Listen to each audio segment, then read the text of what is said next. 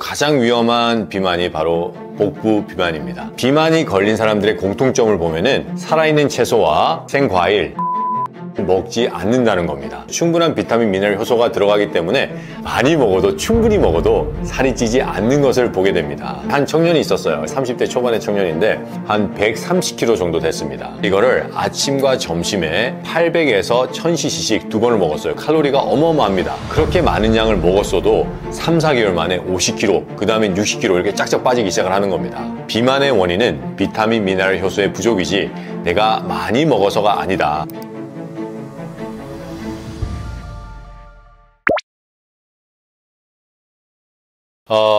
살이 찐다는 것은 인체에서 먹는 영양을 태우지 못한다는 겁니다. 영양을 태워야지만이 이 인체는 일을 할 수가 있습니다. 세포들이 대사를 할 때 꼭 필요한 것이 영양과 에너지인데 이것들을 태우지 못하고 인체에 계속 축적해 놓는 것을 우리가 비만이라고 얘기를 합니다. 그 중에서도 가장 위험한 비만이 바로 복부 비만입니다. 이 복부 비만은 염증의 근원이라는 말이 있을 정도로 모든 심각한 질병의 근원이 될 수 있는 어떤 염증의 저수지 같은 곳이에요.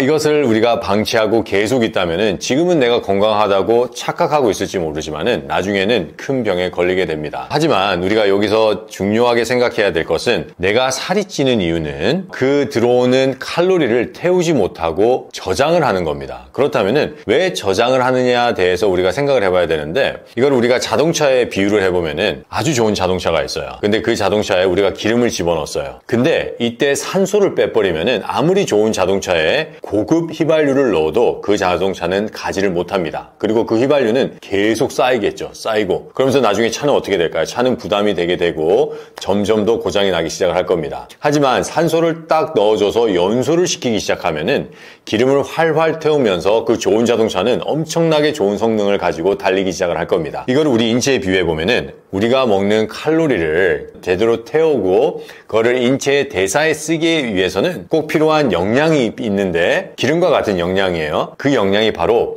비타민, 미네랄, 효소입니다. 이 비타민, 미네랄, 효소가 없기 때문에 인체는 영양과 에너지를 쓰지 못하고 계속해서 축적하는 거예요. 그렇기 때문에 비만이 걸린 사람들의 공통점을 보면은 살아있는 채소와 생과일, 생씨앗을 먹지 않는다는 겁니다. 이 생채소와 생과일과 생씨앗을 먹으면은 충분한 비타민, 미네랄, 효소가 들어가기 때문에 아무리 많이 먹어도 충분히 먹어도 살이 찌지 않는 것을 보게 됩니다. 한 청년이 있었어요. 이분은 이제 30대 초반의 청년인데 제가 그 청년은 맨 처음에 한 130kg 정도 됐습니다.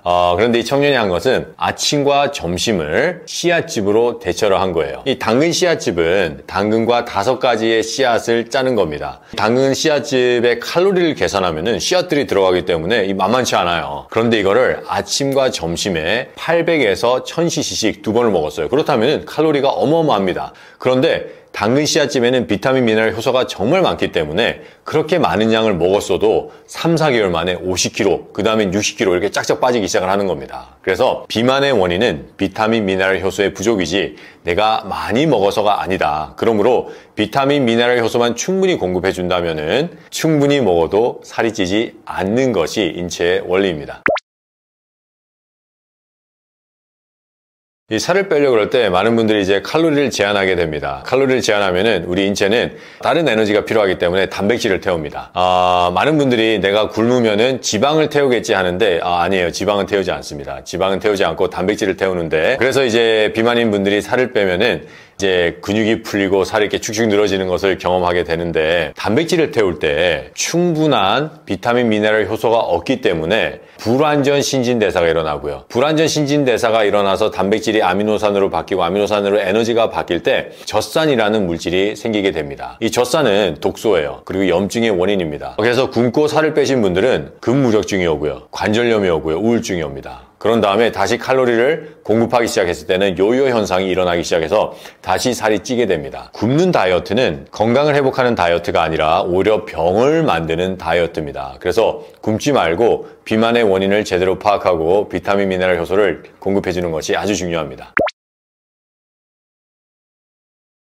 다이어트를 방해하는 최악의 습관은 움직이지 않는 겁니다. 우리가 움직여야지 혈액순환이 돌고 또 움직여야지 그 혈액을 받고 세포들이 계속해서 대사를 해서 우리 인체에 있는 에너지를 태우려고 할 텐데 움직이지 않게 된다면은 그 일이 일어나지 않습니다. 내가 비만이 있다. 그리고 내가 살을 빼기 원한다. 그러면은 보통 사람들보다 조금 더 많이 움직이는 것은 어떻게 생각해 보면은 꼭 필요한 겁니다. 그래서 내가 살을 빼야겠다. 그럼 비타민, 미네랄, 효소를 충분히 공급하고 다른 사람보다 배로 움직여 보세요.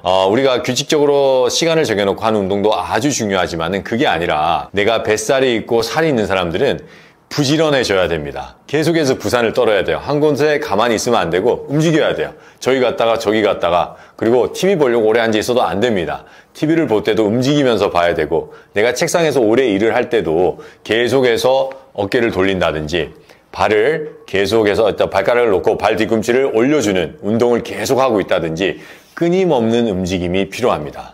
이게 우리 인체의 대사를 도와주고 또 혈액순환을 도와주는 아주 좋은 습관이에요. 그래서 다이어트를 방해하는 최악의 습관은 게으름입니다. 그리고 규칙적인 운동을 하지 않는 겁니다.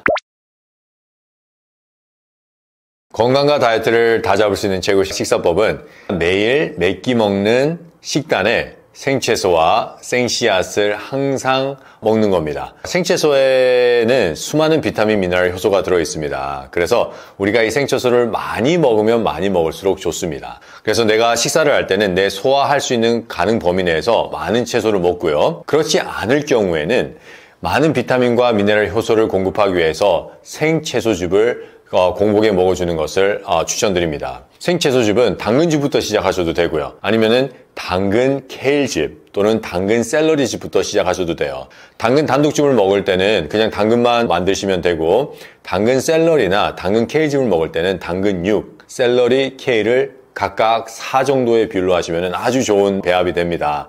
이렇게 되는 것을 밥 먹기 1시간 전에 아침, 점심, 저녁 1시간 전에 먹으면 많은 양의 비타민, 미네랄, 효소를 공급할 수가 있습니다. 그리고 이제 씨앗이 정말 중요한데 이 씨앗에는 비타민, 미네랄, 효소도 충분하고요. 그리고 우리 인체가 일을 할 수 있는 에너지원이 많기 때문에 포만감을 줍니다. 그래서 우리가 식사를 하고 끝에 당근 씨앗즙을 한 잔 마셔준다면 포만감이 들고 비타민, 미네랄, 효소가 충분하기 때문에 간식하는 습관을 줄일 수가 있습니다. 그래서 이 당근 씨앗즙을 먹는 것은 아주 좋은 건데 당근 씨앗즙을 혹시 드시고 싶은 분들은 그냥 유튜브에 김병재 박사 당근 씨앗즙 검색하시면은 어떻게 짜는지 제가 시연을 많이 해놨습니다. 그렇기 때문에 도움이 되실 겁니다. 이렇게 하면은 살만 빠지는 게 아니라 내 인체의 건강도 유지하고 또 건강을 회복할 수 있는 아주 좋은 식사법입니다.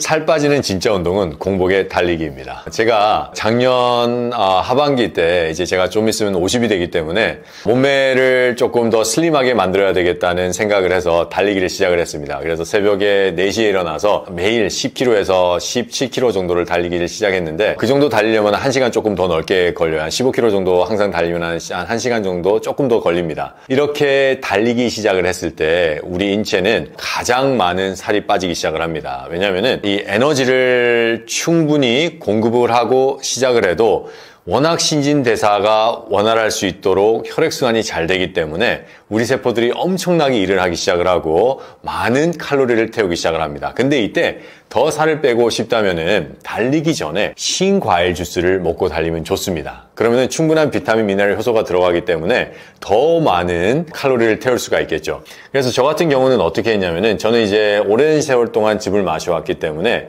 달리기 전에 1리터의 신과일 주스를 먹고 그 다음에 한 1시간 정도 달립니다. 이랬을 때 살이 너무 많이 빠져가지고 이제 주위에 있는 분들이 걱정을 하시는 거예요. 제가 달리는 거를 모르고 그래서 나 달리기 해서 몸을 좀 슬림하게 만들고 있다라고 설명을 하면은 그제서야 그래서 이렇게 살이 빠졌구나 라고 이제 생각을 하는데 이게 얼마나 효과적이냐면은 주위에 있는 분들이 걱정할 만큼 살이 빠집니다. 하지만 이거는 저뿐만이 아니에요. 정말 효과적으로 살을 빠는 운동은 공복에 신과일 주스를 충분히 마십니다. 그런 다음에 달리기를 하는 것이 가장 효과적으로 살을 빼는 운동법입니다.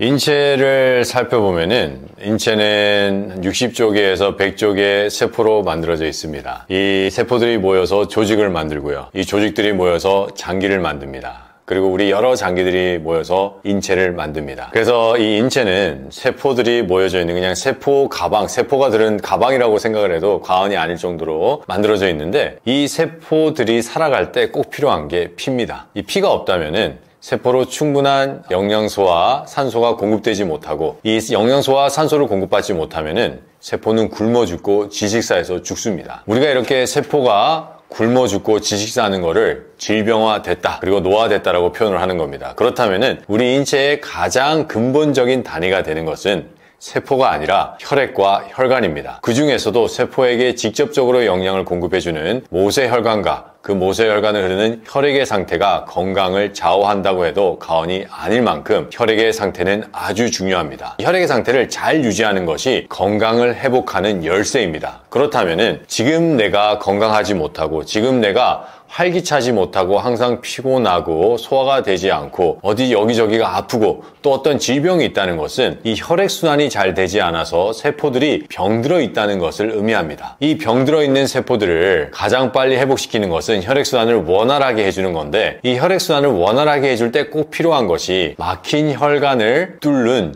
유기산입니다. 그리고 이 혈액 속에 있는 독소를 제거할 수 있는 항산화 비타민과 항산화 미네랄입니다. 이 유기산과 강력한 항산화 비타민인 비타민 C, 비타민 E가 풍부하게 들어가 있고, 항산화 미네랄인 셀레니엄과 아연이 가장 많이 들어가 있는 식품이 바로 레몬입니다. 그렇기 때문에 레몬을 먹으면은 우리 건강 악화의 가장 근본적인 원인인 혈액과 혈관을 회복하는 일을 하는 겁니다. 그래서 이 레몬을 먹는다는 것은 건강 회복에 아주 중요한 기초를 만들어 나가는 것입니다. 그렇기 때문에 우리가 레몬을 매일 먹는 습관을 만드는 것은 건강 회복에 중요한 열쇠입니다. 이 레몬을 먹게 되면 건강 있는 그 기초부터 닦아 나가기 때문에 그냥 어디가 좋아지는 게 아니라 모든 문제들이 하나씩 해결되는 것을 느끼기 시작을 합니다.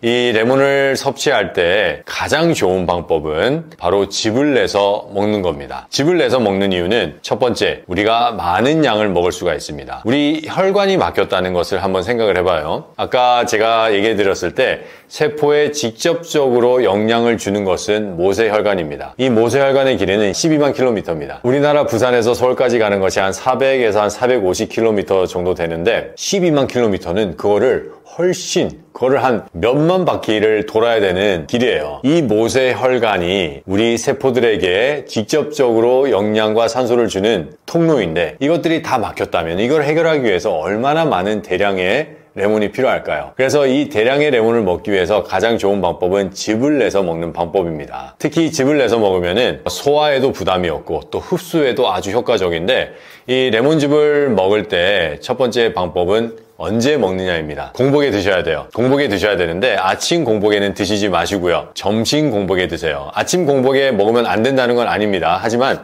처음 드시는 분들은 아침 공복 때는 우리가 잘 동안에 열심히 연동운동이 일어나기 때문에 위가 아주 깨끗하게 비어져 있는 상태예요. 이때 만약에 내가 조금만의 위험이라도 있다면은 레몬을 딱 먹으면은 자극이 되기 때문에 속이 쓰릴 수가 있어요. 그렇기 때문에 아침에 처음에 드시는 분들은 아침은 피하고 점심부터 드시는 걸 추천합니다. 점심에 드실 때 처음에 드시는 분들은 50cc부터 시작하세요. 50cc면은 레몬 1개 반 정도에 되는 양인데, 이거를 생즙을 내서 짜신 다음에 섬유질을 제거해서 위와 간에 부담이 되지 않도록 하고요. 거기에 미지근한 물을 한 250cc 정도 더해서 먹어주면 됩니다. 이렇게 시작을 해서 레몬의 양은 점점 늘어나고 물의 양은 점점 줄어들면은 더 좋겠죠. 이런 식으로 천천히 증가하시면 되고, 처음에는 점심 공복 1시간 전, 또 괜찮으면은 저녁 공복 1시간 전에 아까 말씀드린 대로 그 양을 드시면 아주 좋습니다.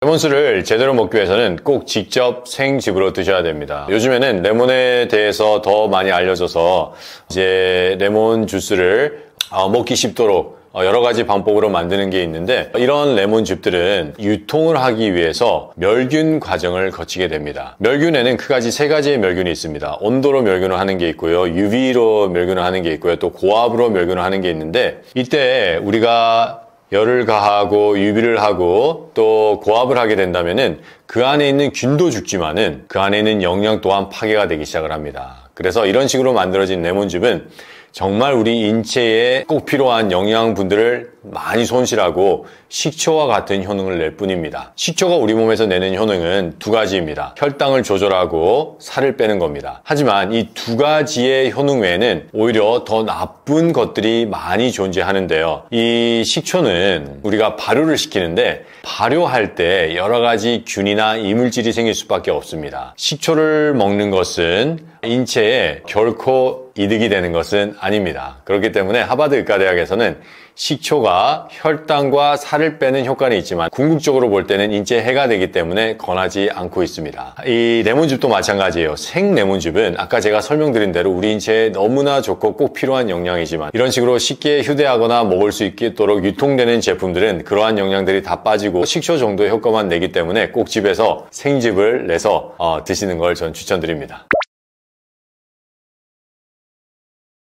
레몬수와 같이 먹으면 정말 좋은 과일이 있습니다. 바로 석류입니다. 이 석류는 과일 중에서 항산화 지수가 가장 높은 과일입니다. 항산화 지수가 높다는 것은 우리 인체에 있는 활성산소와 독소를 가장 효과적으로 해결한다는 건데 많은 분들이 석류를 생각하면 여성 호르몬, 에스트로겐을 생각을 하세요. 하지만 그거는 극히 일부분에 지나지 않습니다. 석류가 가지고 있는 항산화 영양소는 우리 인체에 있는 많은 독소들을 해결하기 때문에 당뇨, 고혈압, 고지혈에 아주 탁월한 능력을 가지고 있습니다. 석류와 석류즙에 대한 여러 논문을 살펴보면 염증에 엄청 좋고요. 그 염증 때문에 우리 인지 기능까지 개선시키고 치매 예방에도 아주 효과적이라는 논문이 있을 정도로 남녀노소 모든 사람들에게 좋습니다. 근데 이때 이 좋은 석류에 있는 영양들은 석류 열매 안에 있는 씨앗에 있습니다. 우리가 그 씨앗에 있는 영양까지 전부 다 착즙을 해서 먹을 때 아까 제가 말씀드리는 그런 효과를 볼 수가 있는데 이 씨앗을 이렇게 착즙을 하잖아요. 그러면은 석류즙의 색깔이 변해요. 핑크색이 됩니다. 우리가 흔히 아는 석류의 색깔은 자주색이잖아요. 그것은 씨앗에 있는 영양을 착즙해내지 못했다는 게 됩니다. 그래서 제대로 만들어진 석류즙은 핑크색이고요. 이거를 레몬과 섞게 된다면은 석류에 있는 특유의 향기로운 맛과 단맛과 레몬의 신맛이 조화를 이루면서 마시기도 아주 편하고요. 그리고 이 두 가지의 과일에 있는 영양이 합쳐지면서 3배, 4배의 시너지, 즉 증폭 효과를 내기 시작을 합니다.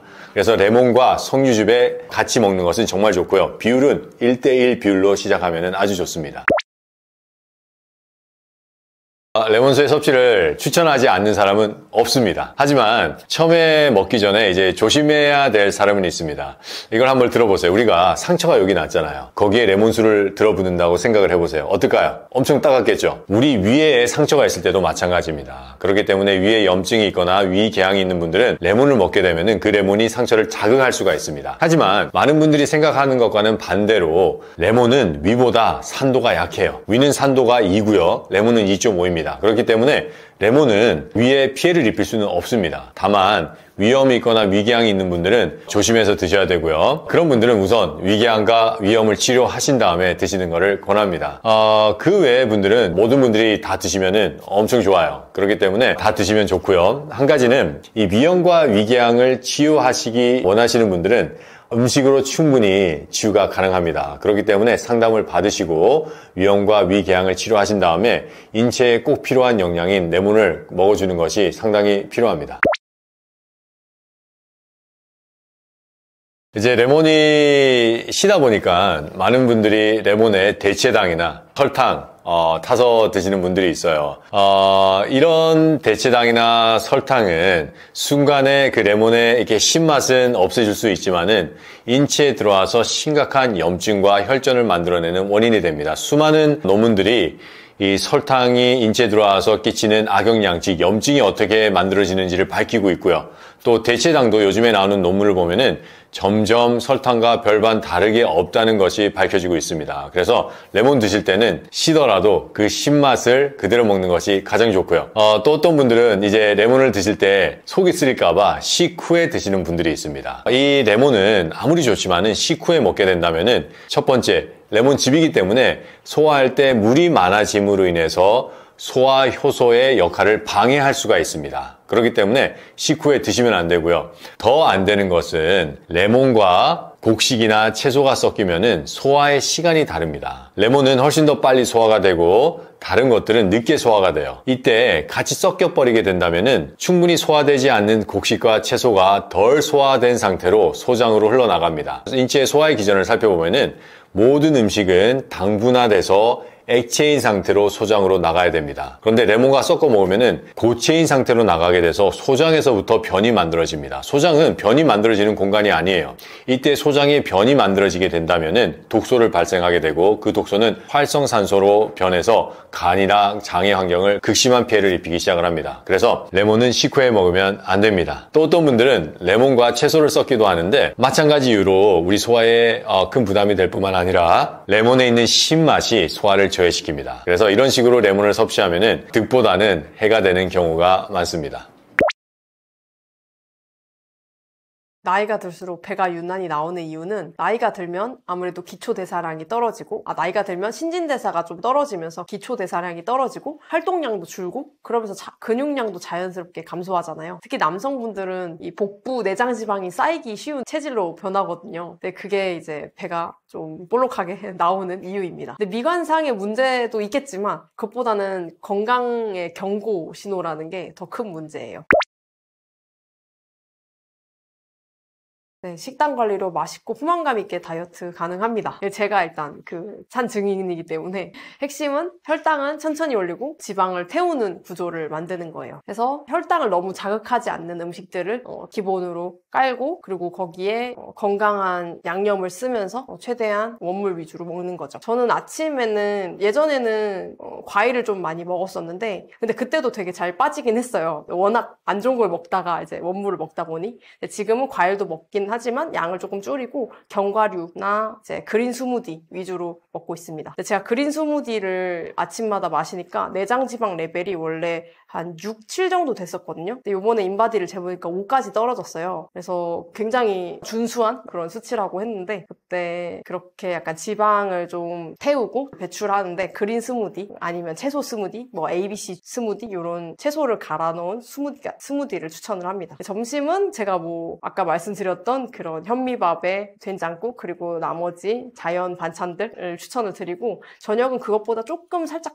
덜 드시는 걸 추천을 해요. 왜냐면 활동량이 줄고 어쨌든 몇 시간 안 있다가 잠자리에 들러가니까요. 그래서 저녁은 아까 말씀드린 야채찜이라든지 아니면은 밥 양을 좀 줄인 백반이라든지 한 그릇 요리라든지 조금 점심보다는 가볍게 해가지고 드시는 걸 추천을 드립니다. 근데 양을 줄여 엄청 허기지게 드실 필요는 없어요. 저는 되게 든든하고 포만감 있게 먹었는데도 살이 막 쭉쭉 빠졌거든요. 그래서 되게 음식의 질을 높이시는 거를 추천을 드립니다. 양을 한 번에 확 줄이거나 막 이렇게 하긴 너무 어려우니까 그냥 포만감 있게 드시되 음식의 질을 굉장히 높이는 거 그걸 추천을 드립니다. 맛있게 먹고 체중 안 찌는 팁은 일단 건강한 식재료를 써야 돼요. 음식이 맛있으려면 식재료가 되게 맛있어야 되거든요. 그 식재료를 바탕으로 음식을 만드는 거니까. 그래서 좀 싱싱하고 가능한 유기농으로 그리고 국산 제철 재료 요걸 사용해가지고 이제 음식을 만들면은 엄청 맛있어요. 건강식이 맛이 없다고 생각을 하시는데 저는 맛없는 거 못 먹거든요. 제가 예전에 식탐 대마왕이었기 때문에 엄청 맛있는 것만 찾아다녔는데 저는 지금은 건강식이 제일 맛있어요. 이렇게 좋은 식재료를 써서 이제 딱 갓한 그 자연식을 먹었을 때가 제일 맛있어요. 그래서 이 건강한 식재료, 건강하고 싱싱한 식재료를 1순위로 그걸 활용해서 음식을 만들면 진짜 맛있으면서도 건강한 걸 드실 수가 있어요. 그래서 다이어트는 굶어서는 절대 안 되고 충분히 영양소를 섭취하고 내가 만족할 때까지 먹어야 이걸 지속을 할 수 있잖아요. 그러니까 좋은 식재료를 사서 건강하게 만드시고 맛있게 드세요. 네. 그러면은 다이어트는 알아서 됩니다. 그래서 지금까지 밥을 엄청 막 많이 먹고 나머지 고기 반찬밖에 안 먹었다. 이러면 밥을 조금 줄이고 고기 살짝 줄이고 거기에 이제 채소 넣고 국 넣고 좀 뭔가 더 건강한 것들을 좀 추가하는 방식으로 하시면은 훨씬 다이어트 한다 이런 느낌보다 그냥 건강을 관리하고 맛있는 채소를 곁들여서 먹는다. 그러니까 이런 느낌으로 하시면 좀 고통스럽지 않게 하실 수 있지 않을까 싶어요. 절대 고통이 되어서는 안 된다고 생각을 합니다. 살을 빼는 그런 과정이 있고 간식을 드실 때도 정제 간식 대신 병아리 콩 구운 거라든지 두유로 만든 스무디 아니면 두부로 만든 두부 티라미수 약간 이렇게 좀 더 건강한 것들을 좀 대체제로 찾으시면 좋을 것 같아요. 저희 커뮤니티 분 중에 하루 한 끼만 자연식물식으로 바꿨는데 3개월에 6kg 감량하고 혈압이랑 혈당이 굉장히 정상화된 사례가 있어요. 그리고 저도 비슷해요. 과거에는 아침부터 굉장히 배가 더부룩하고 피곤하고 그러면서 계속 피곤하니까 간식 같은 거 계속 먹게 되고 그러다 보니까 이제 혈당이 또 갑자기 떨어지면서 막 과식하고 막 되게 악순환의 굴레에서 허우적거렸거든요. 그래서 살도 거의 70kg까지 쪘었고 근데 지금은 이제 이렇게 삼시세끼를 절대 굶지 않고 제 시간에 규칙적으로 맛있게 먹으면서 9kg 빠지고 옷태도 되게 달라지고 속도 편하고 몸이 엄청 가벼워지고 그리고 제가 되게 하체에 부종도 심하고 되게 살이 많이 몰려 있었는데 지금도 완전히 마르고 날씬하다 이런 건 아니지만 그래도 어느 정도 밸런스가 좀 잡혔어요. 그래서 다이어트를 그렇게 하려고 한 건 아닌데 건강하게 먹고 건선을 좀 치유를 하려고 하다 보니까 이렇게 살이 빠졌어요. 근데 제가 중간에 자취를 하면서 그러니까 혼자 살고 혼자 일하고 이러다 보니까 스트레스를 많이 받아서 한 번 또 쪘었어요. 요요가 와서. 근데 이거를 다시 스트레스 관리를 하면서 다시 이제 규칙적으로 먹기 시작하니까 지금 또 빠지고 있어요. 그래서 아직 예전 몸무게까지는 아니지만 그래도 어느 정도 빠져가지고 다시 다이어트에 지금 성공을 하고 있기 때문에 더 자신 있게 말씀을 드릴 수가 있습니다. 근데 스트레스 관리도 굉장히 중요하다는 점을 꼭 말씀을 드리고 싶어요. 먹는 게 다가 아니라는 점. 저는 일단 군것질을 하고 싶지 않게 끼니를 제때 잘 챙겨 먹는다가 가장 첫 번째인 것 같고요. 그럼에도 불구하고 저희가 식간에 배가 고플 수 있잖아요. 특히 자연식 위주로 식사를 하면 되게 빨리 소화가 될 수 있어서 저도 그때는 먹거든요. 근데 일단 최대한 가공식품은 덜 먹고 이제 삶은 병아리콩에 소금이나 시나몬 파우더 살짝 뿌려서 먹는다든지 아니면 과일에 땅콩 버터 한 스푼 추가해서 먹는다든지 아니면 찐고구마에 시나몬 가루, 땅콩 버터 이렇게 넣고 먹는다든지 이런 식으로 자연식 간식을 굉장히 추천을 드려요. 물론 이것도 너무 많이 먹으면 안 되겠지만 시판 과자를 먹는다든지 시판 빵을 먹는다든지 하는 것보다는 훨씬 낫기 때문에 저는 이렇게 집에서 최대한 만들어 드시는 걸 추천드리고 그리고 또 추천을 드릴 수 있는 게 여름에는 단호박이 제철이거든요. 네, 그래서 단호박 을 드시고 겨울에는 고구마를 드시고 또 무가당 요거트에 견과류 더해서 드시는 것도 추천드립니다. 근데 견과류는 하루에 30g이 권장량이에요. 그래서 한 줌 이상으로 넘어가면 이게 또 너무 과잉이 될 수 있기 때문에 이거를 잘 주의해서 드시고요. 그리고 바나나, 두유 이렇게도 굉장히 자주 먹습니다. 약간 이렇게 보면 되게 다이어트 식단 같은데 사실 저 다이어트 하려고 먹는 게 아니라 진짜 이게 건강하고 맛있어서 먹는 거거든요. 그래서 가공식품을 줄이다 보면 이것들이 맛있어져요. 막 다이어트해서 괴롭게 간식으로 막 맛없는 걸 먹는다 이런 느낌이 아니라 정말 감사하게 먹게 돼요. 그래서 이런 거를 먹으면서 좀 가공식품을 같이 줄여나가시는 노력을 하시면 훨씬 더 입맛이 성형이 되기가 쉽지 않을까 생각을 합니다. 그래서 이런 제가 말씀드린 것들은 그래도 다른 시판 간식에 비해서 혈당이 좀 천천히 올라가고 포만감도 좀 어느 정도 주면서 좀 더 건강에 이롭기 때문에 저는 이렇게 이런 간식들을 추천을 드립니다. 간식 레시피도 여기 책에 좀 있습니다.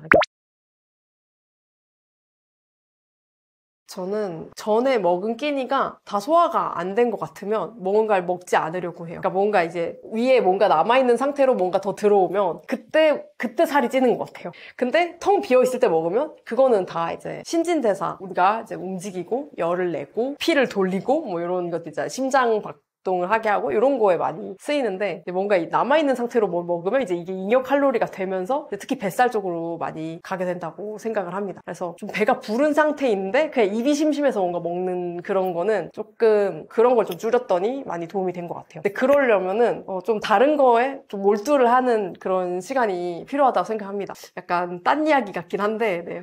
어쨌든 다른 거 뭔가 내가 재밌게 할 수 있는 일에 몰두를 하면서 좀 쓸데없는 간식을 좀 줄이는 거 그게 되게 저는 영향이 컸다고 생각을 하고 그리고 카페에 가면 액상과당을 거의 안 시켜요. 사실 커피도 잘 안 먹고 그리고 아이스 음료도 잘 안 먹어요. 그냥 저는 무조건 그 허브티를 마시거든요. 근데 이 허브티가 체지방 분해에 굉장히 도움이 됩니다. 그래서 돈이 조금 아깝다고 느껴지실 수 있는데 네, 그래도 저는 허브티를 드시는 습관을 들이시면은 뱃살을 빼는데 굉장히 도움이 많이 되고요. 이게 저희가 알게 모르게 먹는 액상과당이 되게 많거든요. 알게 모르게 먹는 정제당이. 그래서 카페에서만이라도 좀 건강하게 먹으면 확실히 도움이 많이 돼요. 그리고 저는 7시 전에 저녁을 최대한 먹으려고 해요. 네, 이거는 일 스케줄 때문에 힘드신 분들도 있을 것 같긴 한데 근데 일찍 먹고 빨리 자잖아요. 살이 안 빠질 수가 없어요. 진짜로. 이게 직방이에요. 네.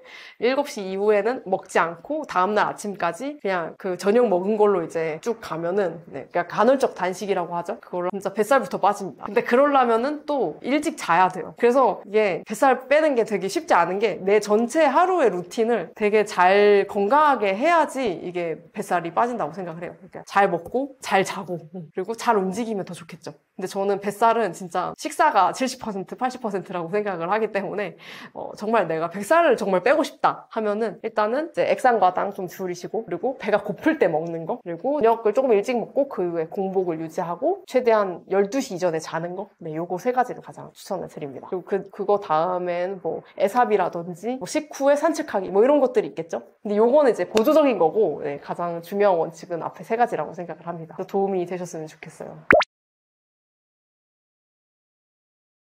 피부는 저희가 겉으로 보이는 문제인데 사실은 이게 몸 안에서 어떤 일이 벌어지고 있는지를 보여주는 거울, 창이라고 생각을 해요. 근데 저도 건선 때문에 정말 하루하루 너무 고통스럽고 정말 죽음까지 생각을 했어가지고 되게 고쳐보려고 별의별 일을 다 했어요. 뭐 스테로이드, 한약, 약침, 뭐 두피 클리닉, 샴푸, 항생제, 뭐 영양제, 바르는 그런 로션 같은 것도 엄청 비싼 거 많이 쓰고 정말 진짜 수백, 수천을 썼는데 근데 이게 말씀드렸다시피 이게 안에서 일어나는 일이라 밖에서 막 아무리 무슨 짓을 해도 물론 도움이 될 수는 있겠지만 결국 근본적인 건 내 안에 있는 거거든요. 그리고 내 안을 만드는 건 굉장히 먹는 것이 지분이 굉장히 많이 차지를 해요. 물론 다른 생활 습관도 영향이 많이 있겠지만 그래서 제가 이 모든 거를 다 했음에도 낫지 않았고 결국 저를 고쳐준 것은 건강하고 규칙적인 식사랑 생활 습관 개선이었어요. 그래서 저같이 뭔가 이렇게 빙빙빙빙빙빙 굴러가지고 막 돈은 돈대로 쓰고 감정은 감정대로 쓰고 막 시간은 시간대로 쓰고 하지 마시고 이런 지름길? 근데 가장 힘들어 보이는 길? 그게 사실 지름길이라는 말씀을 꼭 드리고 싶어요. 그래서 특히 원물 중심으로 자연식 식사를 하면서 제가 몸이 굉장히 가벼워지고 피부도 나으면서 마음도 굉장히 건강해졌어요. 그래서 예전에 막 우울증 있고 대인기피증 있고 항상 이제 세상에 부정적이었거든요. 그래서 그냥 이대로 살지 말고 그냥 죽을까? 이 생각도 하고. 근데 정말 식사와 생활 습관을 바꾸면서 정말 새 사람이 됐다고 해도 과언이 아닐 정도로 굉장히 하루하루 행복한 삶을 살고 있어요. 그래서 이런 쾌적한 기분을 다들 느껴보셨으면 좋겠고 이런 편안해졌던 경험을 꼭 나누고 싶어요. 그리고 실제로 변화되셔서 그런 경험을 나눠주셨으면 좋겠고요. 근데 이거를 너무 어렵게 생각하지 마시고 오늘 하루 한 끼 바꿔보는 거 그것부터 시작이라고 생각을 하거든요. 그래서 식단 관리라는 게 막연하게만 느껴지지만 뭔가 내가 맨날 막 시판 기름 이제 막 마트에서 파는 기름들 있잖아요. 막 포도씨유라든지 막 해바라기유라든지 그런 거를 쓰고 있다면 그걸 조금 더 이제 뭐 올리브유나 뭐 아보카도유처럼 더 좋은 걸 바꾼다든지 아니면 간식을 내가 한번 만들어서 먹어본다든지 하는 식으로 하나하나 작은 거 하나하나 바꿔가다 보면 어느 순간 몸이 그래도 조금씩 변화하는 걸 느끼고 더 많이 좋은 변화를 느끼고 싶어 하게 될 거예요. 그런 순간이 반드시 올 겁니다. 그래서 제가 오늘 말씀드렸던 식단들, 어떤 팁들 그런 것들을 꼭 한번 실천을 해보시고 몸의 변화를 더 확실하게 느끼시기를 바랍니다. 그리고 한번 변화를 느끼기 시작하면 누가 뭐라고 해도 다시 전으로 돌아가고 싶지 않아요. 스스로 좋은 변화를 느끼고 더 개선이 더 나아지고 싶은 마음이 들기 때문에 정말 한 번만 눈을 감고 딱 시도를 해보셨으면 좋겠어요. 사실 저희가 몰라서 못하는 건 아니고 다 알지만 안 하는 거잖아요. 근데 이 영상을 계기로 변화의 씨앗, 변화의 출발점 요거를 꼭 시작을 해보셨으면 좋겠습니다. 요 책은 제가 이제 몇 년 동안 건선을 치유하면서 몇 년 동안 먹었던 맛있게 먹은 자연식물식 레시피들을 집대성한 책이거든요. 그래서 쉽고 간편한 그치만 맛있는 자연식물식 레시피 106종이 담겨 있어요. 이제 기본 레시피부터 밥류, 국, 반찬, 샐러드, 간식 굉장히 실생활에서 유용하게 드실 수 있는 정말 알짜배기 레시피만 이렇게 모아서 썼는데 뭔가 지금 염증으로 고생을 하시거나 아니면 피부가 너무 가려우시거나 몸이 너무 무겁거나 뭔가 하여튼 몸의 건강 문제로 고생하시는 분들이 이 레시피북을 따라해 보셔서 좀 더 건강하고 활기차고 쾌적한 하루하루를 만드셨으면 좋겠습니다. 혹시 건강식을 잘 실천하시면서 궁금한 점이 있으면 아래 링크에 제 인스타그램과 SNS 언제든지 편하게 연락 주세요. 제가 할 수 있는 한에서 최대한 도와드리고 싶습니다. 네, 감사합니다.